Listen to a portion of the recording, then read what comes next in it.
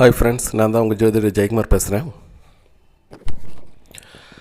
விகாரி தமிழ் புத்தாண்டு பலன்கள் வரிசையில் இப்போது மகரம் ராசி பற்றி என்னென்ன நிகழ்வுகள் நடக்கும் இந்த விகாரி தமிழ் புத்தாண்டு வருடத்தில் அப்படிங்கிறத பற்றி பார்ப்போம். மகரம் ராசின்னு எடுத்துக்கிட்டோம்னா கிட்டத்தட்ட ஒரு 2.5 வருஷ கால அளவாக மகரம் ராசிகள்காரங்க பார்த்திங்கன்னா ரொம்ப படாத பாடுபட்டிருப்பாங்க. கஷ்டம், எடுத்த காரியத்தில் தோல்வி, வேலை இருந்துட்டு அதுலேருந்து மறுபடியும் வெளியில் வர்ற மாதிரி ஒரு நிலைமை, மைண்ட் அளவில் ஒரு தெளிவற்ற நிலைமை, எது செஞ்சாலும் தோல்வி, திருமணத்தடை, இந்த மாதிரி பல ப்ராப்ளத்தில் மகரம் ராசிக்காரங்க இருந்திருக்காங்க. ஏன்னு பார்த்திங்கன்னா மகரம் ராசியிலேயே கேது இருக்கிறதுனால மைண்ட் அளவுலேயும் சரி உடல் அளவுலையும் சரி ஒரு ஒரு ஒரு செழிப்பான ஒரு நிலைமையெல்லாம் இல்லாமல் தான் இருந்திருக்கும். ஆனால் இப்பொழுது பார்த்திங்கன்னா குரு பகவான் 11 இருக்கிறதுனாலையும் அதிசாரத்தில் வர்றதுனாலையும் மறுபடியும் 11க்கு வர்றதுனாலையும் நல்ல ஒரு அனுகூலங்களாக இந்த விகாரி தமிழ் புத்தாண்டில் நடக்க போகுதுங்க. ஸோ இது நாள் வரைக்கும் இருந்த தடை தாமதங்கள், முயற்சியில் ஒரு பலவீனம், இதெல்லாமே இனிமேல்ட்டெல்லாம் இருக்காது. மகரம் ராசிகர்களுக்கு இந்த விகாரி தமிழ் புத்தாண்டு பொறுத்த வரைக்கும் ஒரு நல்ல ஒரு ஏற்றமிகு ஒரு முன்னேற்றமான ஒரு சூழ்நிலை, நல்ல லாபங்கள் கொடுக்குற ஆண்டாகத்தான் இந்த வருடம் அமையப்போகுது. பொதுவாக பார்த்திங்கன்னா நம்மளுடைய ராசி, அதாவது மகரம் ராசியோட அதிபதி 12 இருக்கிறாருங்க. 12ன்னு சொன்னாவே விரயச் செலவுகள், அயனம் சயனம், இதில் ஒரு தடை தாமதங்கள் இதை குறிக்கிறது. அதாவது 12ஆம் இடம் அயன சயன போகம், விரைச்செலவு. அதே இடத்துல பார்த்திங்கன்னா கேதுவும் இருக்கிறதுனால அது இன்னும் கொஞ்சம் அதிகமாக இருக்கக்கூடிய சூழ்நிலை.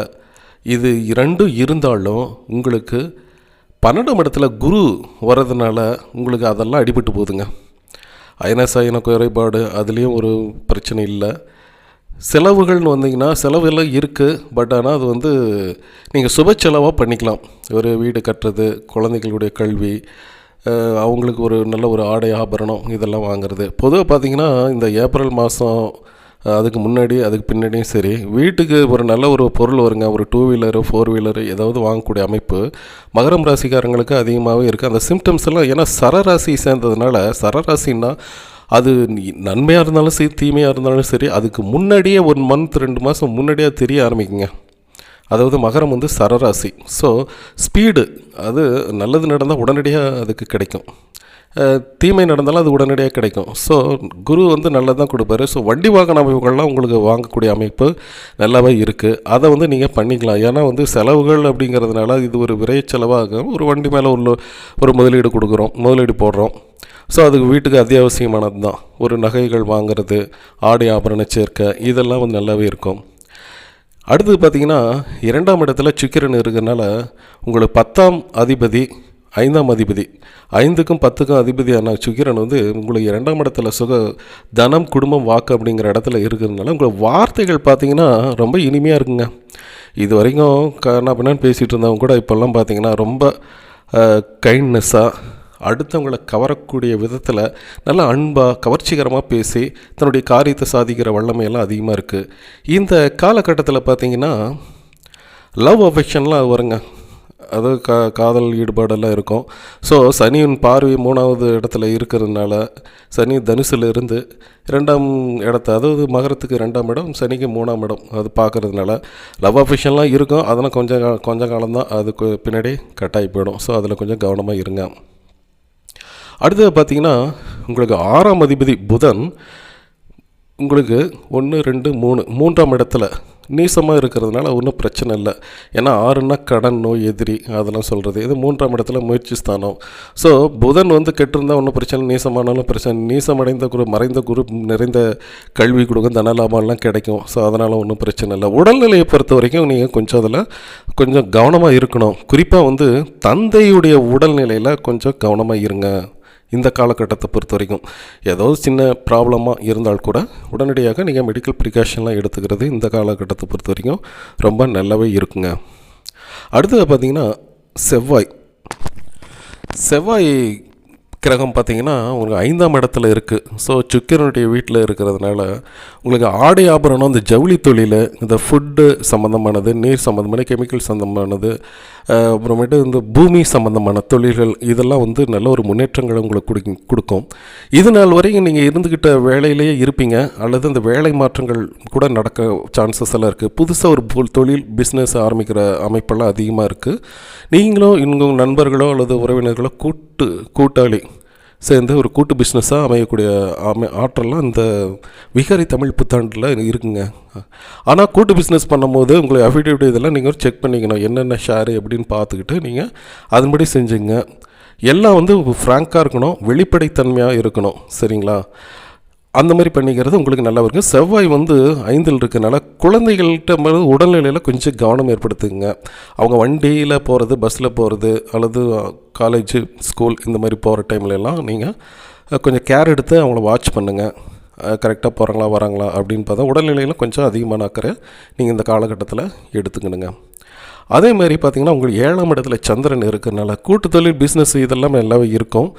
நீரில் சம்மந்தப்பட்ட, அதை ஏற்கனவே சொன்ன மாதிரி கெமிக்கல் சம்மந்தப்பட்ட இந்த மாதிரி தொழில்கள்லாம் உங்களுக்கு அற்புதமான லாபத்தை கொண்டு வரும். அது பூமி சம்மந்தமான தொழில்களும் நல்ல ஒரு ஏற்றம் உடைய சந்தர்ப்பங்கள்லாம் அதிகமாகவே இருக்குங்க.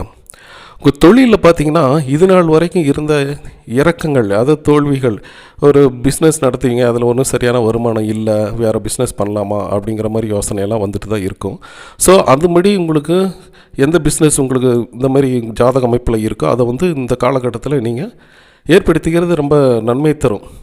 முடியாத ஒரு பிஸ்னஸை ரொம்ப கடவைங்க நடத்திட்டு இருக்கிறத விட அதை வந்து முடிச்சுட்டு க்ளோஸ் பண்ணிவிட்டு நீங்கள் அடுத்ததாக என்ன பண்ணணுமோ அதை பண்ணலாம், அல்லது அதையே வந்து நீங்கள் கொஞ்சம் சேஞ்ச் பண்ணிக்கலாம், அல்லது இடமாற்றங்கள் பண்ணலாம். இந்த மாதிரி நிறைய அமைப்புகள் இருக்குது. அது நீங்கள் என்ன உங்களுக்கு ஜாதக அமைப்பு எது சூட்டபுளாக இருக்கோ அந்த மாதிரி நீங்கள் பண்ணிக்கலாங்க.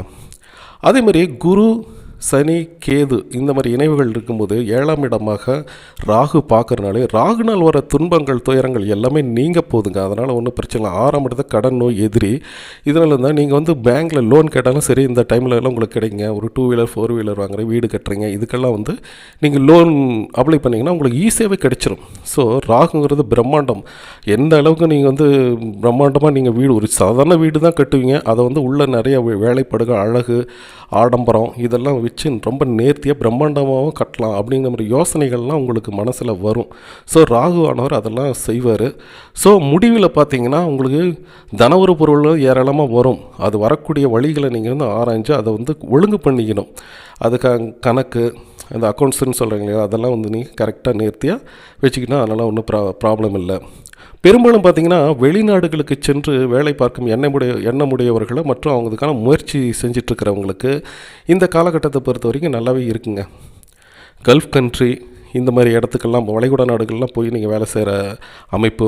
இந்தன்னு பார்த்தீங்கன்னா உங்களுக்கு லத்தீன் அமெரிக்க நாடுகள் இதெல்லாம் போய் வேலை செய்கிற மாதிரி. இது என்னன்னு பார்த்தீங்கன்னா உங்களுக்கு கம்ப்யூட்டர் இன்ஜினியரிங்கு, சாஃப்ட்வேர் தொழில் மற்றும் சவுண்ட் இன்ஜினியர்ஸு இந்த மாதிரி தொழில்களில் வந்து பார்த்திங்கன்னா உங்களுக்கு சான்சஸ் அதிகமாக இருக்குது. அந்த மாதிரி படித்தவர்களுக்கு வந்து நிறைய வேலை வாய்ப்புகள் கிடைக்கும். அந்த மாதிரி படிக்கணும்னு ஆசைப்பட்டவங்களுக்கு அந்த நாட்டில் போய் நல்ல ஒரு ஸ்காலர்ஷிப் கிடைச்சி மாணவர்கள் படிக்கிறதுக்கு ஏதுவான தருணம் இது. அதுக்காக ட்ரை பண்ணிகிட்டு இருக்கோம். கண்டிப்பாக இந்த விகாரி தமிழ் புத்தாண்டில் உங்களுக்கு எல்லாமே சூட்டபுளாக இருக்குங்க. ஸோ அது நீங்கள் ட்ரை பண்ணலாம். அடுத்தது பார்த்திங்கன்னா இந்த சனி பயிற்சி அப்போ பார்த்திங்கன்னா 2020 சனி பகவான் பார்த்து மகரத்தில் இருக்கிறதுனால உங்களுக்கு ஓரளவு ரிலீஃப் கிடைக்குங்க. விரை செலவெல்லாம் கொஞ்சம் குறையும். அதை நீங்கள் சுப செலவாக நீங்கள் பண்ணிக்கலாம், அது வேறு விஷயம். செலவுகள்லாம் குறையும். ஸோ உடல்நிலையில் மட்டும் கொஞ்சம் இந்த டைமில் கொஞ்சம் கவனமாக இருக்குங்க. நவம்பர், டிசம்பர், ஜனவரி இந்த மாதிரி காலங்களில் கம்மிங், அது 2019, 20 அந்த ஸ்டேஜ் சொல்கிறேன். நவம்பர் 2019 நவம்பர், டிசம்பர் அண்டு 2020 ஜனவரி இந்த 3 மாத கால அளவு வந்து கொஞ்சம் விழிப்புணர்ச்சியோடு நீங்கள் இருந்தீங்கன்னா போதும். மற்றபடி எந்த ஒரு ப்ராப்ளமும் இல்லை. இது நாள் வரைக்கும் நீங்கள் தடை தாமதங்கள், மனசில் ஒரு தெளிவற்ற நிலைமைகள் இதெல்லாம் இருக்கிறதுனால கேது விலகிடுதுங்க. ஸோ அதனால் ஒன்றும் ப்ராப்ளம் இல்லை. விலகிறதுனால உங்களுக்கு எடுக்கக்கூடிய முயற்சிகளில் எல்லா விதத்துலேயும் உங்களுக்கு வெற்றிகள் தான் காணப்படும். அதே சமயம் பூர்வீக தோஷம் அந்த மாதிரி இருக்கிறவங்க, அந்த ஜாதகத்திலே அந்த அமைப்பு ஏதாவது இருந்துச்சுன்னா நீங்கள் குலதெய்வ இஷ்டதெய்வம் வழிபாடுகளை நீங்கள் பண்ணிக்கலாம், சரிங்களா? கூடிமனவரை திருச்செந்தூர் முருகன் கோயிலுக்கு நீங்கள் போய் ஒரு பூஜை, புனஸ்காரம், அபிஷேகம் அதெல்லாம் நீங்கள் வந்து பண்ணிக்கிட்டால் உங்களுடைய வரும் துயரங்கள் யாவும் விலகும். ஸோ பூர்வ புண்ணிய ஸ்தானமெல்லாம் நல்லா இருக்குது. பூர்வ புண்ணிய ஸ்தானத்தில் செவ்வாய் இருக்கிறதுனால தான் உங்களுக்கு முருகன் கோயிலுக்கு போக சொல்கிறது. சரிங்களா? அதே போல் வண்டி வாகனத்தில் போகும் பொழுது வரும் பொழுது இந்த காலகட்ட அளவில் ஒரு கொஞ்சம் விழிப்புணர்ச்சியாக இருங்க, ரொம்ப கவனமாக இருங்க. உங்கள் குடும்பத்தோடு போகும்போது சரி, உங்கள் பசங்க பொண்ணுங்களை கூட்டிகிட்டு போகும்போது வரும்பொழுது கொஞ்சம் கவனமாக இருக்கணும்.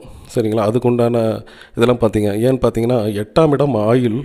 ஸோ டூ வீலருக்கு நம்ம லைசன்ஸ் வாங்குறது 8 பட்டம் தான் கொடுப்பாங்க. ஸோ அதனால் வந்து நீங்கள் ஆயுள் இருக்கிற அந்த 8ஆம் இடத்துல இருக்கிறதுனாலையும், உங்களுக்கு செவ்வாய் பகவான் பூர்வீக புண்ணிய ஸ்தானத்தில் 5ஆம் இடத்துல இருக்கிறதுனாலையும், குழந்தைகள் ஸ்தானத்தில் இருக்கிறதுனாலையும் கொஞ்சம் கவனமாக இருக்கிறது நல்லது. ஏன்னு பார்த்தீங்கன்னா மகரம் ராசிக்கு 11 லாபம் கொடுக்குறவரும் செவ்வாய் தான், பாதகாதிபதியும் செவ்வாய் தான். அதுக்காக தான் சொல்கிறது, நீங்கள் வண்டி வாகனத்தில் போகும்போது கொஞ்சம் விழிப்புணர்ச்சியாக இருங்க. கூட்டி கழித்து பார்த்தா மகரம் ராசிக்காரர்களுக்கு இது நாள் வந்த கொஞ்சம் துயரங்கள்லாம் கொஞ்சம் கொஞ்சமாக குறையுங்க. ஆனால் செலவுகள்லாம் இருக்கும், செலவுக்கு தகுந்த வருமானங்கள்லாம் இருக்கும், கண்டிப்பாக இருக்கும். செலவுகள் செய்கிறதுக்கு வருமானம் இருந்தால் தானே செலவு பண்ணுவீங்க, அதுக்குண்டான வருமானங்கள்லாம் இருக்குது. அதிகமான கடன் முயற்சிகள்லாம் இறங்காதீங்க. சரிங்களா? இந்த மாதிரி கடன் முயற்சிகளில் வந்து கொஞ்சம் யூஸ்ஃபுல்லான கடன் வாங்கிக்கிறது நல்லது. சரிங்களா? வீடு கட்டுறீங்க, அந்த மாதிரி ஏதாவது ரொம்ப இம்பார்ட்டன்ட் அந்த மாதிரிங்கெல்லாம் நீங்கள் கடன் வாங்கிக்கலாம். சரிங்களா? ஆனால் அந்த வந்து அதிகமாகாமல் நீங்கள் பார்த்துக்கிறது நல்லது இந்த காலகட்டத்தை பொறுத்த வரைக்கும். சரிங்களா? மெயினாக பார்த்தீங்கன்னா உங்களுடைய தந்தையாரின் உடல்நிலையில் கொஞ்சம் கவனமாக இருங்க, உங்களுடைய உடல்நிலையெல்லாம் கொஞ்சம் கவனமாக இருங்க. ஏன்னா அலைச்சல் அதிகமாகும், பயணங்கள் அதிகரிக்கும். பயணங்கள்லாம் நல்ல ஒரு லாபங்கள், தொழில் ரீதியாக தான் நீங்கள் பயணங்கள்லாம் போயிட்டு வரீங்க. ஸோ அதனால் நல்லதொரு லாபம் இருக்கும். உடம்பை நீங்கள் பார்த்துக்கணும், ஒரு கேர் எடுத்துக்கணும். ஸோ சாப்பிட்ற விஷயத்துலையும் சரி, அது வந்து டைம் எடுத்து நீங்கள் டைம் விட்டுட்டு அன்டைமில் சாப்பிட்றதுனால உடல் உபாதைகள்லாம் கொஞ்சம் வர வாய்ப்பெல்லாம் இருக்குது. மெயினாக பார்த்தீங்கன்னா கேஸ்ட்ரிக் ட்ரபிள், நுரையீரல் சம்மந்தமான ப்ராப்ளம்ஸ் எல்லாம் க்ரியேட் ஆகிறதுனால நீங்கள் அலைச்சல் பயணங்கள் இருந்தாலும் அதில் ரொம்ப கவனமாக இருங்க. உணவு ஆகார விஷயத்தில் கரெக்டாக இருங்க, அதை தான் சொல்கிறது. மற்றபடி இந்த பிகாரி தமிழ் புத்தாண்டை பொறுத்த வரைக்கும் இதுவரை தாமதங்கள் ஏற்படுத்த திருமண வாய்ப்புகள் கூட நடக்கும். 7.5 ஜென்ம சனியில் எப்படி திருமணம் நடக்குன்னு பார்க்காது கேட்டிங்கன்னா அது கர்ம வினைகள். ஸோ 7.5 சனியில் தான் பார்த்தீங்கன்னா உங்களுக்கு எல்லா வித நன்மைகளும் பெரும்பாலோருக்கு கிடைக்கும். வேலை கிடைக்கும், திருமணம் நடக்கும், எல்லா ஒரு குட்டு இதெல்லாம் நடக்கிறது எல்லாமே அந்த 7.5 சனி. ஏன்னா கர்ம வினைகள் அது நடக்கும். சரிங்களா? ஸோ மகரம் ராசியை பொறுத்த வரைக்கும் 90% உங்களுக்கு நல்ல ஒரு அமைப்பு, நல்ல ஒரு முன்னேற்றம், லாபங்கள் எல்லாமே இருக்குங்க. சரிங்களா? கோள்கள் வந்து உங்களுக்கு சந்தர்ப்பங்கள்லாம் கொண்டு வந்து கொடுக்கும். நம்ம வந்து அதை வந்து யூஸ் பண்ணுறது நம்ம கையில் தாங்க இருக்குது. சரிங்களா? ஓகே, பாய்.